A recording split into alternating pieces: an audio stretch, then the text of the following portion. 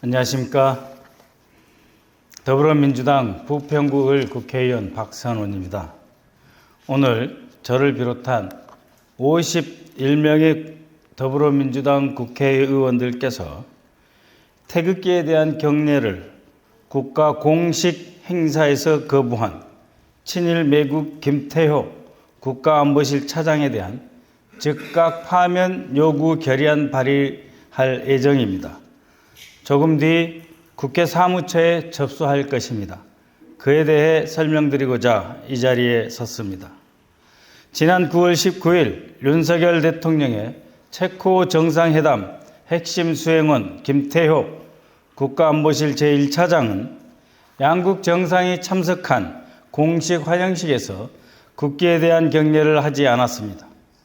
당시 영상을 보면 김태효 차장은 참석자들이 공식 의전 절차에 따라 행안부가 발행한 국가의전 전례 규범에 따라 태극기에 대한 예를 갖추고 있는 모습을 좌우로 둘러보고 확인하였습니다.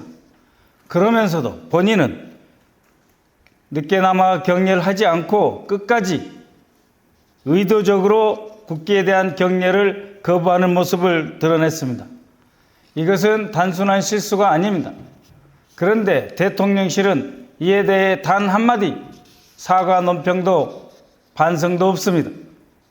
저는 묻습니다. 윤석열 대통령은 이 사실을 알고 있는가? 바로 자기 옆에서 일어난 이 사실을 윤석열 대통령은 알고 있는가?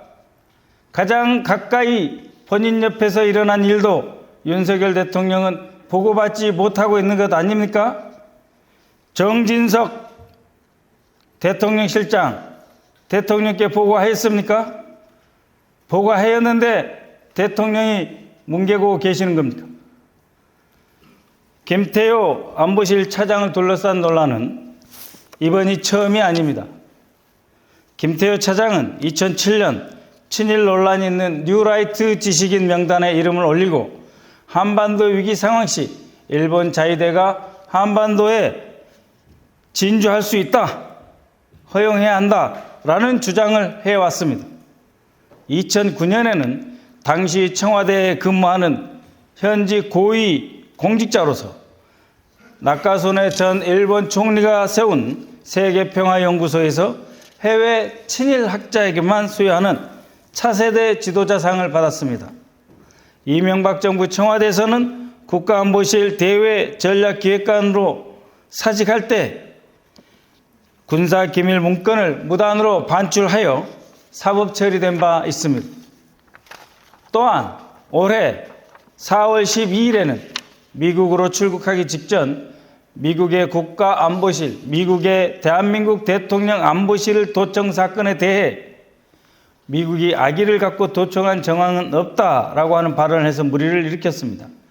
4월 26일에는 윤석열 대통령의 미국 국빈 방문에서 대표실적으로 내세워진 워싱턴 선언, 핵협의그룹 의의를 설명하면서 우리 국민들이 사실상 미국의 핵무기를 공유하고 있는 것처럼 느끼게 될 것이다, 느껴야 한다라고 하는 국가안보에 있어서 핵무기를 언급하면서 이렇게 무책임한 망발을 서슴지 않았습니다.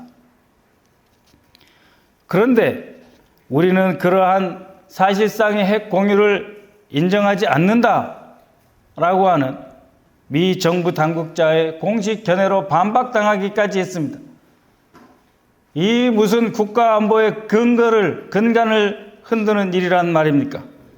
핵무기를 들어서 대한민국의 위신과 대한민국의 안보정책의 근간을 흔들고 한미동맹을 금가게 하는 이러한 자입니다.